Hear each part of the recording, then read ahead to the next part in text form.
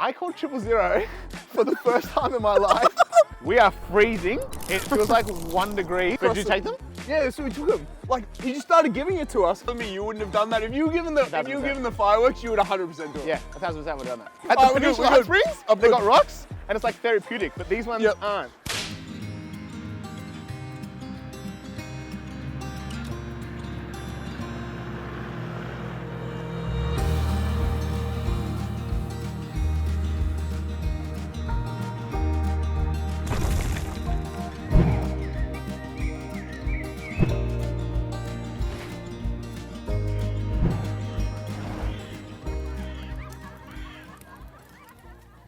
Hey guys, welcome to another episode of Campfire Stories.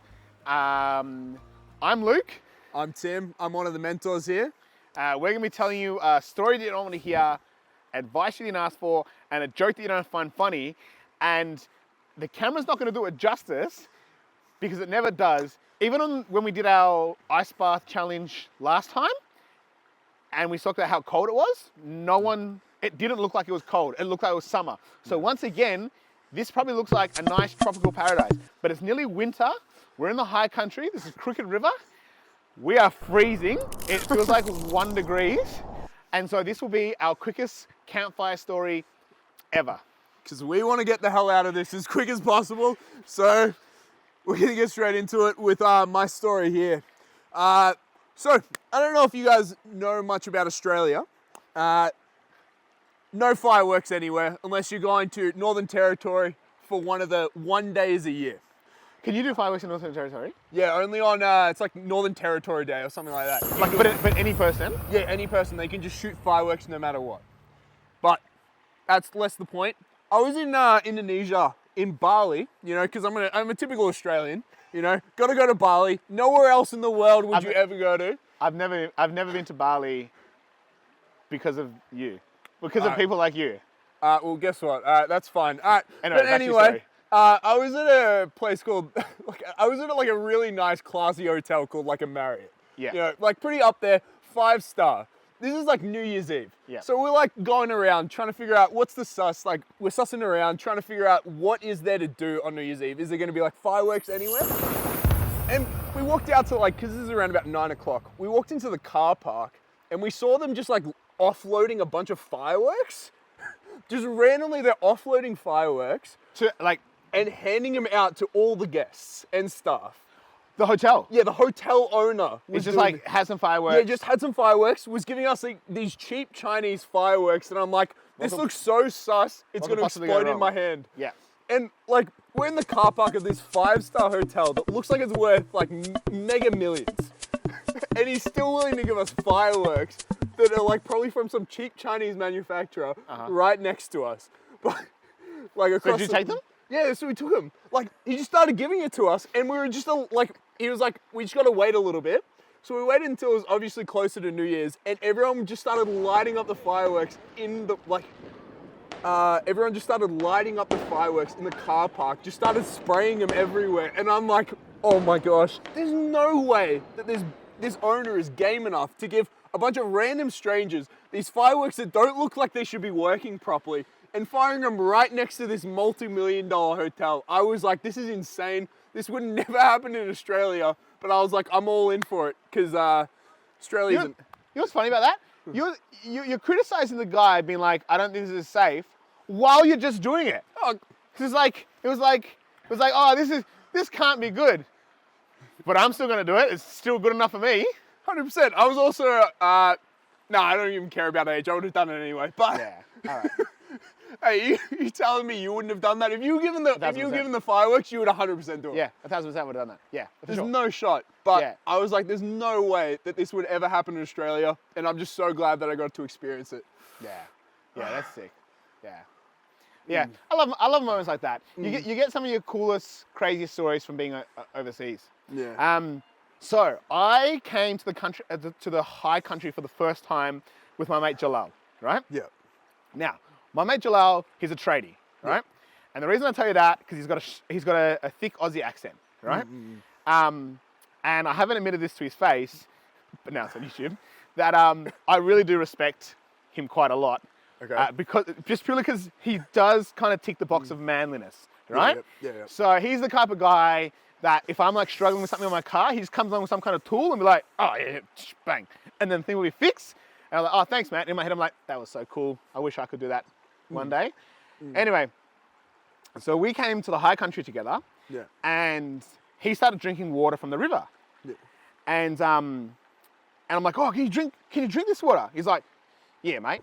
As long as the water's running, you'll be right. Just don't have any water that's still, but if you have it's running, it's fine.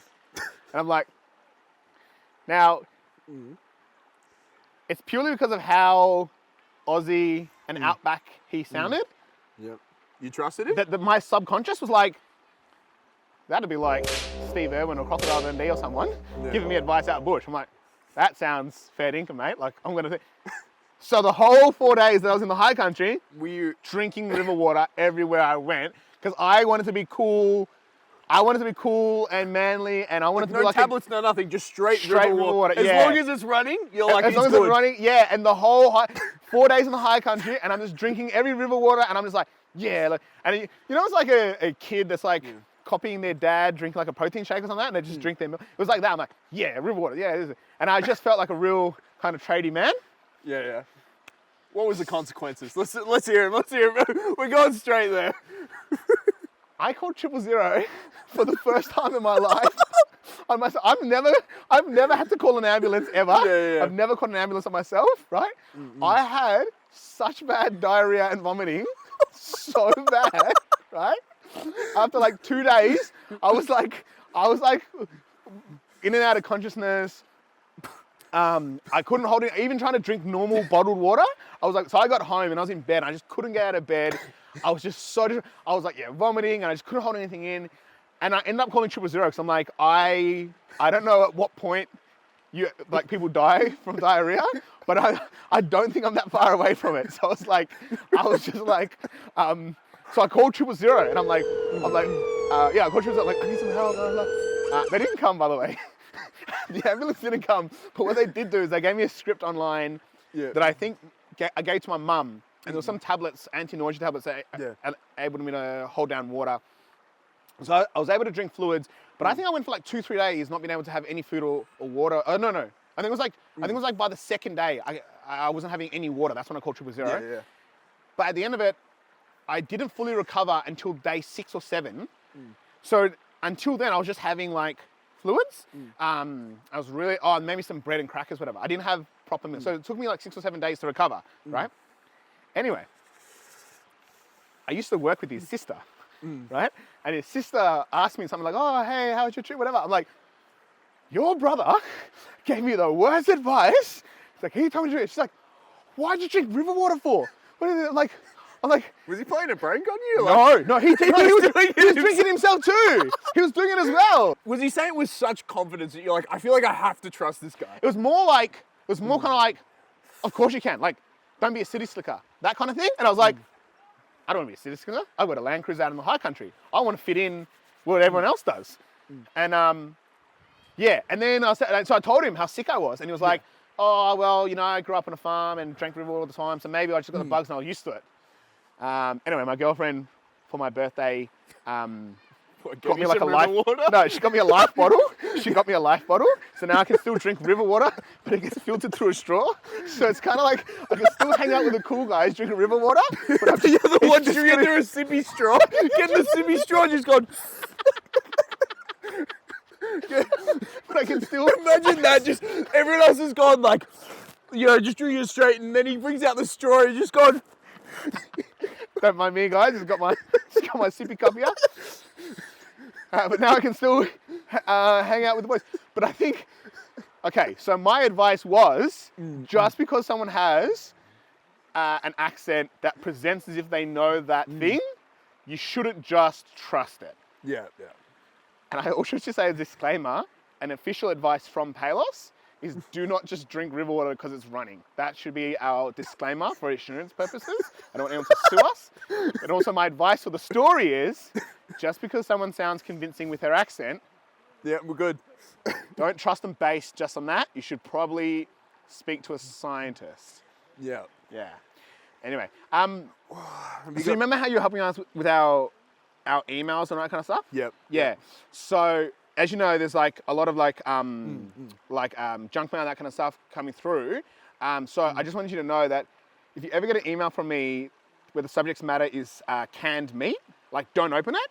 It's just spam. I actually thought we were going into a proper. You got me with that one. I expected it would be an actual one because just a bit of context. Like I do some of like IT work on the side. I've done it for a long time, and he was asking me to actually do some IT work for them. So my best, what I've been doing with my Campfire Stories lately is I've not said I'm going into a joke. I just blend the joke into I'm telling a story, and they don't see it coming. Yeah. Well, anyway, guys, there's another episode of Campfire Stories. We're getting the hell out of this freezing. river. We're going. We'll see you next time. Let's go. Bye. Oh my gosh, the rocks hurt. Oh, they're so pointy. They're like at the Peninsula Hot Springs, they got rocks, and it's like therapeutic, but these ones aren't. We're also trying not to fall in because the mics are like $500, $600. Oh my gosh, it is so cold. All right, so do you need help? Nah, but I can do this. These rocks, very pointy. Pointy rock. Oh my gosh. Oh my gosh. All right. Oh my gosh. Right. Time to get on my tail. Let's go.